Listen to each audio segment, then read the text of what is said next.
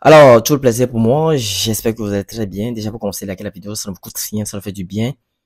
Likez la vidéo, s'il vous plaît, ça nous aide énormément pour le référencement des vidéos. Ça fait agrandir la chaîne, la communauté du bazar. Alors, aujourd'hui, l'opportunité, la grâce, l'occasion nous a encore été faite par le créateur de nous rassembler devant les marchés financiers et ce, devant la livre sterling face au franc suisse. Je vais faire vite aujourd'hui puisque j'ai pas mal d'opportunités à vous présenter. Nous sommes face à un beau canal haussier suivi d'une épaule tête-épaule figure de retournement. D'abord, voici le support. Cette stratégie n'est plus nouvelle pour vous. Vous savez les confirmations que vous devez attendre concernant cette opportunité que nous avons devant nous.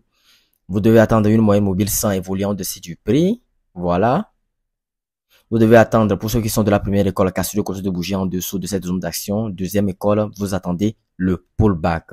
C'est une opportunité de la livre sterling face au franc suisse. Et voici cette opportunité qui est bien et belle, très promoteur pour un scénario vendeur tout simplement. Voilà, voilà, voilà. Donc je vais scroller sur un autre graphique.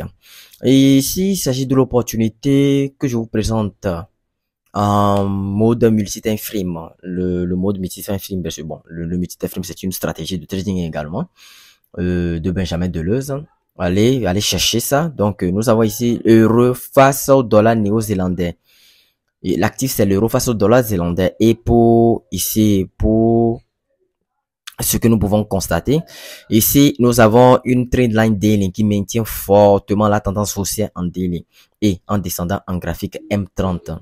Nous pouvons constater que la M30 également est maintenue par une trendline qui fait office de support oblique.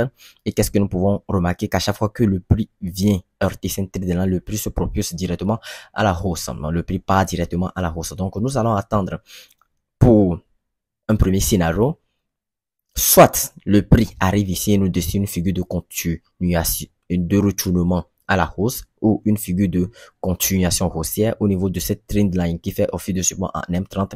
Ou soit le marché en décide autrement de tout simplement casser cette zone. Vous voyez cette zone en M30 décide de prolonger sa baisse jusqu'au niveau de cette trendline daily. Voilà. C'est un trade qui fait office de support en daily et nous dessine une figure de retournement. Voilà. Voici les deux scénarios, bon, à prévoir en tête. Je pense bien. Quelle opportunité j'aimerais également présenter. Je partage également l'opportunité du dollar néo-zélandais face au dollar américain. Stratégie multi-time frame. Là, nous sommes au niveau de la trendline daily. Probablement, bon, le marché a fait des choses bizarres ici, hein. Probablement le marché s'étend vers une zone de sortie d'une manière horizontale ici à ce niveau. Mais bon, ce sont les opportunités que vous devez garder dans votre liste des marchés que vous avez analysés. Le marché va descendre, le marché va faire des impulsions, des corrections vers le bas, une tendance baissière jusqu'à ce qu'il ne remonte après. Et lorsqu'il remontera pas la suite, et viendra heurter la trendline daily, soit par une figure de retournement, vous prenez la spéculation, ou soit pas une figure de continuation. Cette stratégie n'est plus nouvelle pour vous. On y va. Je partage tout simplement rapidement aujourd'hui les opportunités. Ici, je partage également l'opportunité du dollar australien face au dollar néo-zélandais. À l'issue de mes précédentes vidéos concernant cette opportunité, cette fameuse opportunité, je ne l'avais pas pris puisque disons, je ne fais pas de l'overtraining, mes heures de sommeil sont mes heures de sommeil, vous voyez un peu. Et donc, le lendemain matin, je m'étais réveillé et boum, d'ici, là, nous pouvons constater que le marché était parti. Voilà, je vais dézoomer pour que tout le monde comprenne un peu. Donc, il m'était impossible de me positionner puisque le marché était déjà parti en cette forte impulsion. Néanmoins, voici le management du trade. Si quelqu'un s'est positionné sur cet actif, voici voici le parcours du marché. Et dans la précédente vidéo, je vous avais dit de mettre vos stop loss sur les 1,10 520. Bon, vous avez franchi la première zone de sortie et je vous avais convié à mettre votre stop loss sur les 1,10 520. Ce qui fut fait, le marché a créé une consolidation. Le marché a ensuite fait des choses bizarres ici. Bon, il a cassé par le haut de la résistance de la consolidation. Le marché a touché cette zone, cette deuxième zone de sortie. Bon, les zones de sortie sont outre les take profit. Mais qu'est-ce que nous pouvons remarquer? Nous pouvons remarquer que cette zone de sortie a fortement résisté au prix puisque le marché nous a dessiné une mèche ici à ce niveau. Vous voyez? Ça veut dire que bon, là, les acheteurs ont perdu leur puissance haussière, que les vendeurs ont simplement pris le dessus et ont fait chuter le prix. Et cet ensemble que nous voyons ici à ce niveau, ça ressemble à ça ressemble à une consolidation de marché puisque le marché navigue entre cette, navigue c'est un peu trop fort puisque on ne peut pas dire que, bon, vous comprenez tout de même, le marché navigue entre la première zone de sortie, c'est-à-dire le premier take profit ici, et la deuxième zone de sortie, voilà, les deux lignes tiraillées que j'ai tracées. Donc, on pourrait toutefois effacer ça, hein. Je le fasse devant vous pour que tout le monde comprenne. Là, c'est bon. Donc, c'est ça.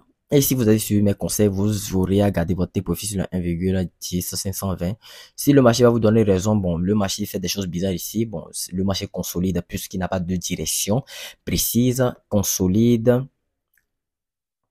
entre ces deux zones de prix. Voilà, ces deux zones de prix. Et s'il décide plus tard de continuer sa poursuite haussière, tant mieux. S'il décide d'en faire autrement, là, vous sortez sur les 1,10 tout en embarquant avec vous, c'est gain latent, tout simplement. Voilà.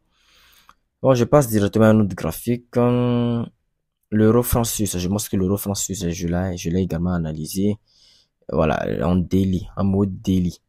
Voilà, en mode daily, voici la trend line qui fait office de daily sur l'euro franc suisse. Mais ici, nous pouvons constater que l'euro franc suisse est fortement baissier. L'actif est fortement baissier et nous allons favoriser les scénarios vendeurs plutôt que acheteurs. Voilà. Donc, en graphique 4 directement, là, sur l'euro franc suisse, nous allons attendre sagement ce que le marché vienne heurter cette zone de trend line qui fait office de résistance, disons, voilà, de résistance oblique en daily. Le marché nous dessine une figure de retournement patati patata ici à ce niveau et nous allons entrer dans le marché, tout simplement. Donc, cette vidéo, je le fais pour présenter rapidement les opportunités.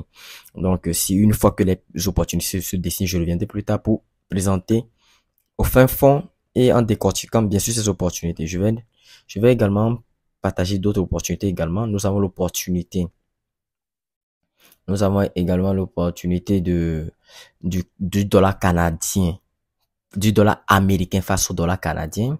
Voilà, toujours la multi-time frame. Je dézoome un peu, vous pouvez constater que là, c'est toujours le même concept, figure de continuation, figure de retournement.